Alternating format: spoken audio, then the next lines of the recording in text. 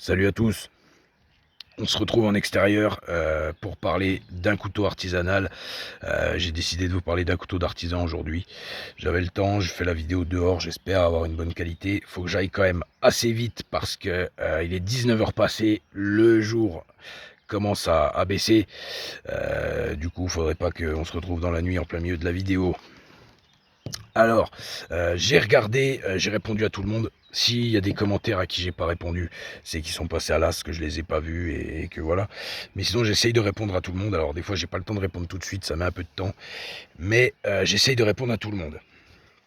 Donc, du coup, il y aura un peu de tout parce que ce qui en ressort de la présentation numéro 2, c'est un peu de tout. Donc, du fixe, du pliant, artisanal, industriel. Il y aura un peu de tout.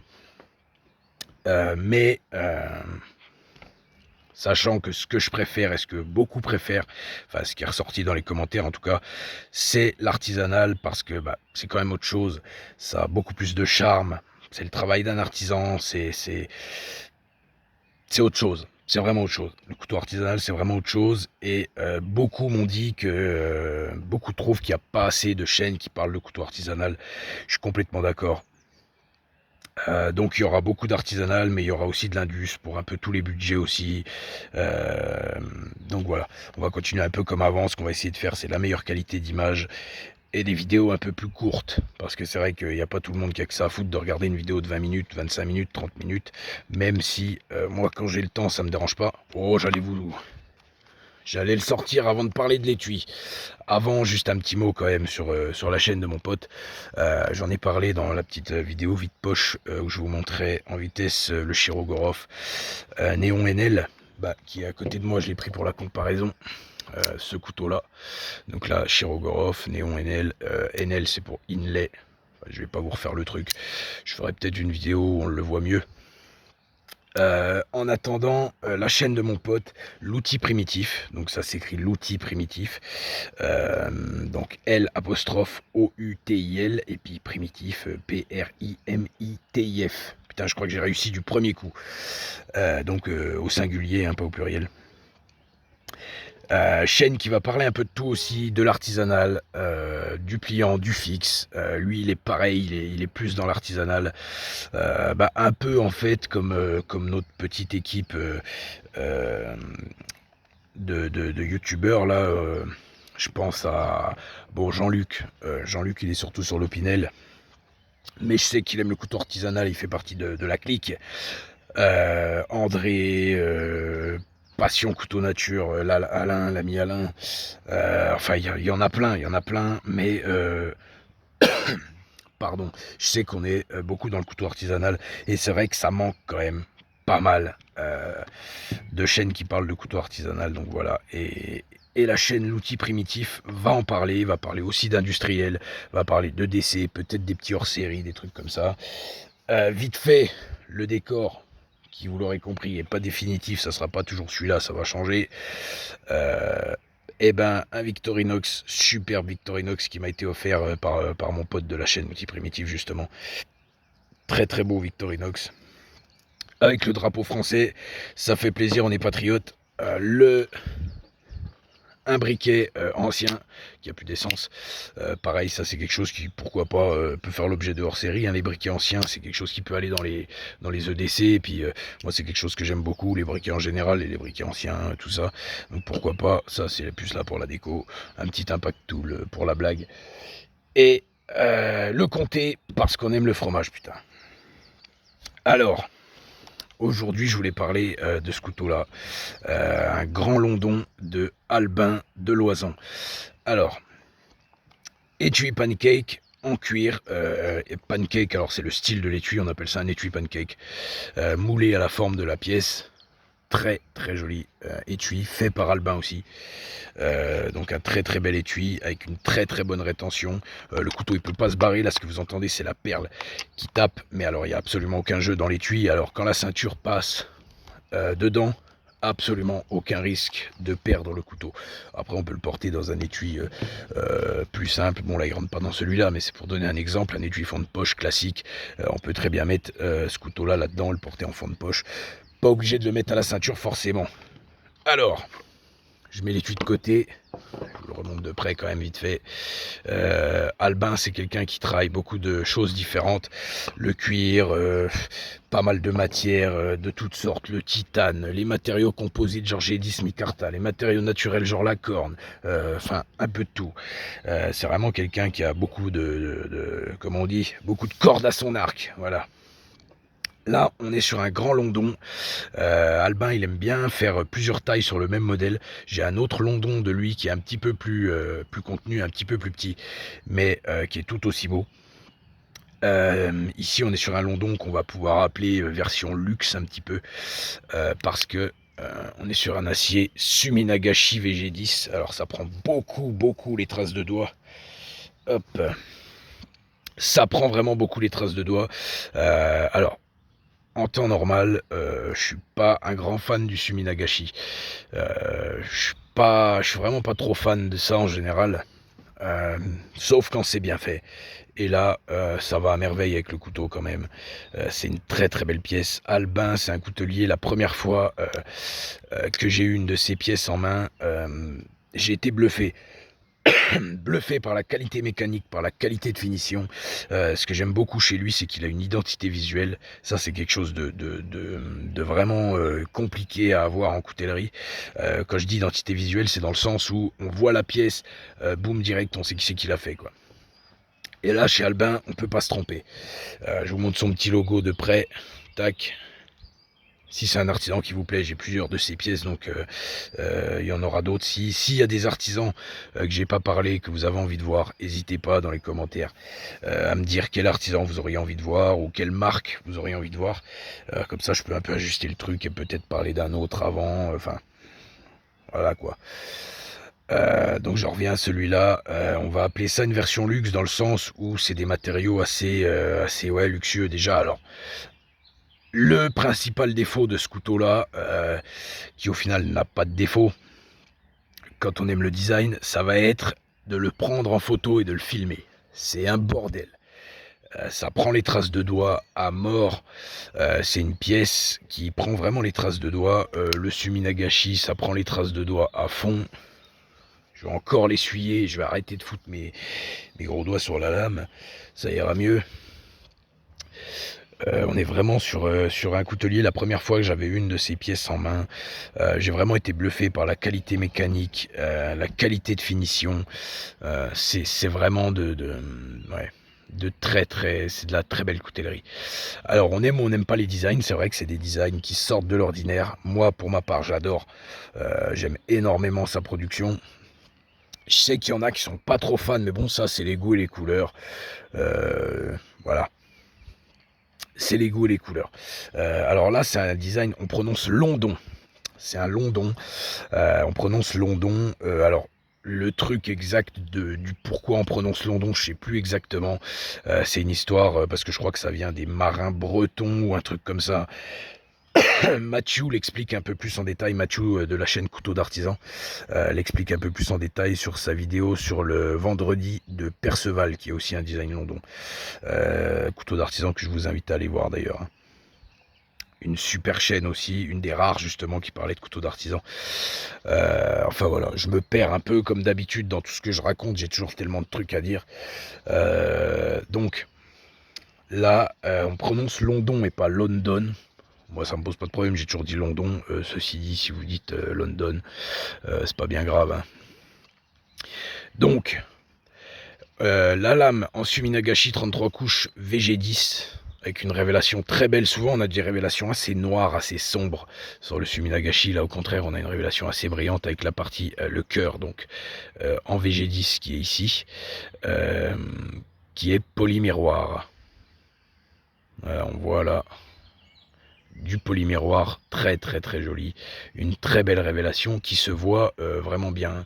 On voit vraiment les strass, les strates plutôt de l'acier, très joli, et ce qui fait un petit charme en plus, qui est assez discret mais qui se voit et qui donne vraiment la petite touche en plus qui fait qu'on est sur un modèle qu'on va dire haut de gamme. C'est que la pompe est aussi entièrement en Suminagashi. Je sais pas si vous arrivez à voir, mais entièrement en Suminagashi. Donc on a un trait, donc lame de l'acier en VG10 qui fait tout le long de la pompe, même où il y a les cannelures. Et même la fausse pièce est aussi en Suminagashi. La perle aussi, pareil, Albin c'est quelqu'un qui fait des perles absolument magnifiques. Ici on est sur une perle assez simple par rapport à ce qu'il fait d'habitude. Il est capable de faire des perles beaucoup plus compliquées avec de très très beaux trucs. Corne de buffle comme le manche, on y revient juste après. Suminagashi pour le milieu et encore corne de buffle avec un petit tube à l'intérieur qui je pense est en titane aussi. Donc voilà. Full Suminagashi pour ce couteau, la mécanique des pompes arrière de Albin, c'est bluffant. On a en fait un montage assez différent des montages traditionnels du pompe arrière, dans le sens où là, la lame touche absolument rien.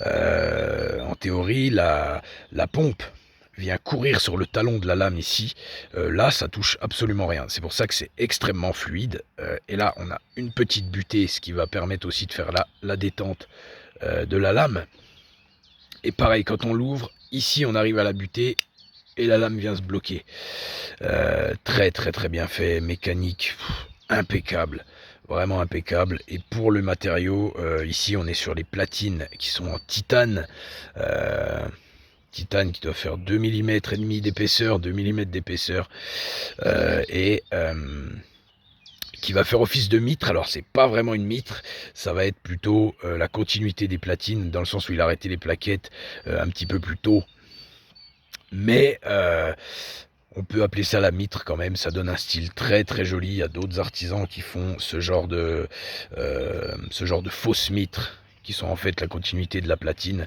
Il y en a d'autres. Et je trouve que ça donne un style assez sympa au couteau. Et pour les plaquettes, ici on est sur de la corne de buffle.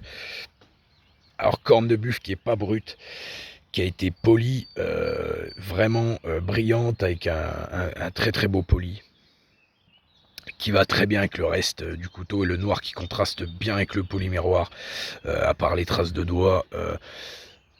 Difficile de trouver un défaut si on aime le design. Voilà, je crois que je vous ai tout dit, hein.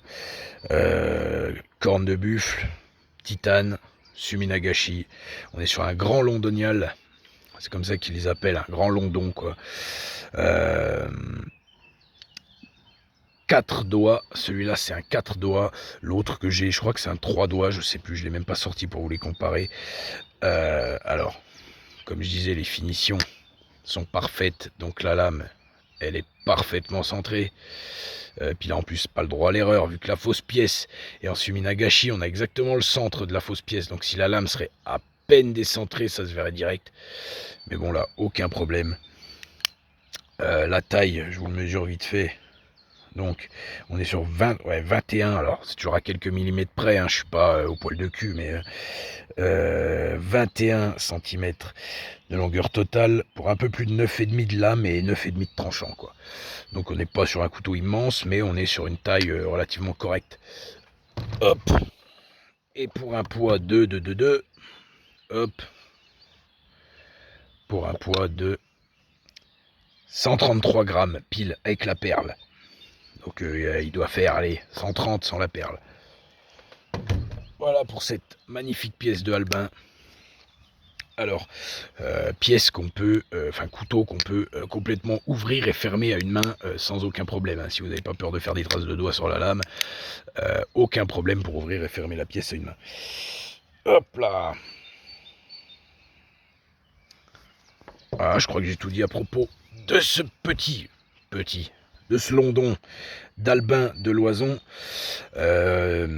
Niveau tarif, comme d'hab, c'est compliqué sur de l'artisanal. Là, on va être sur une pièce qui, on va dire, dans les 800. Voilà. Pour être large, on va dire entre 700 et 900. Ça dépend du moment, ça dépend de pas mal de trucs.